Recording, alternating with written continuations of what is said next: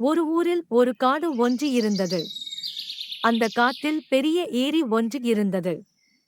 அந்த ஏரியில் காட்டில் உள்ள அனைத்து விலங்குகளும் தண்ணீர் குடிக்க வரும். ஏரியின் கரைகளில் பெரிய பெரிய மரங்கள் இருந்ததால் குரங்கு கூட்டங்கள் நிறைய வசித்தன. அனைத்து விலங்குகளும் இந்த ஏரியின் நீரை பருகி தங்கள் தாகத்தை தீர்த்து சந்தோஷமாய் வாழ்ந்தன. இந்நிலையில் எங்கிருந்தோ வந்த முதலை அக்குளத்திற்கு வந்தது. தொடக்கத்தில் எந்த விலங்கும் அதனை கண்டு கொள்ளவில்லை. அடுத்து வந்த சில நாட்களில் முதலையின் சேட்டை அதிகமாகியது. அது மட்டுமில்லாமல் அங்கு தண்ணீர் குடிக்க வரும் விலங்குகளை கொன்று தனக்கு உணவாக்கியது. இந்நிலையில் விலங்குகள் செய்வதறியாமல் திகைத்தன. ஒருநாள் ஏரியின் ஓரத்தில் உள்ள மரத்திலிருந்து ஒரு குட்டி குரங்கு தண்ணீர் தாகம் தங்க முடியாமல் மரத்திலிருந்து கீழே இறங்கி தண்ணீர் குடிக்கும் பொழுது அந்த முதலை டக்கென்று அந்த குட்டி குரங்கை கவ்வி ஏரிக்குள் சென்றது. அந்த குட்டி குரங்கின் தாய் கரையோரம் நின்று அழுது கொண்டே இருந்தது. இதை விலங்குகள் அனைத்தும் பார்த்து கண் கலங்கின. அப்பொழுது ஓரமாய் நின்று வேடிக்கை பார்த்த நரிக்கு ஒரு யோசனை தோன்றியது. 2 நாட்களுக்கு முன்பு அந்த காட்டுக்கு வெளியே உள்ள கிராமத்தில் சர்க்கஸ் நடந்து கொண்டிருப்பதால் கிராம மக்கள் அனைவரும் அதை பார்க்க சென்றிருந்தனர்.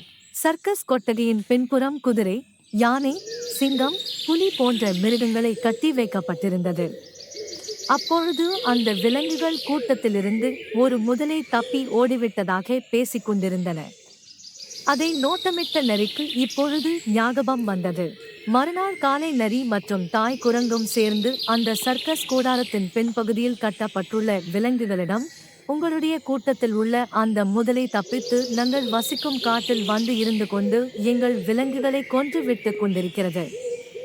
எனவே அந்த முதலையை பிடித்து மீண்டும் சர்க்கஸ் கூடாரத்தில் அடைக்க நீங்கள் உதவ வேண்டும் என்று கேட்டுக்கொண்டன.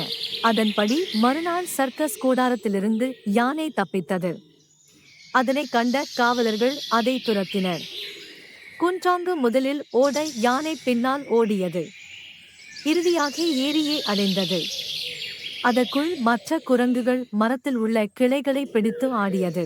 மரத்தில் உள்ள பழங்கள் நீருக்குள் விழ உள்ளே இருந்து முதலை வெளியே எட்டி பார்த்தது.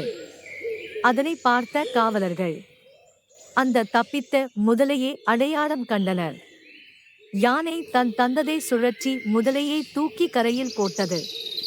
உடனடியாக காவலர்கள் கயிற்றை போட்டு கட்டி முதலையை பிடித்து சென்றனர்.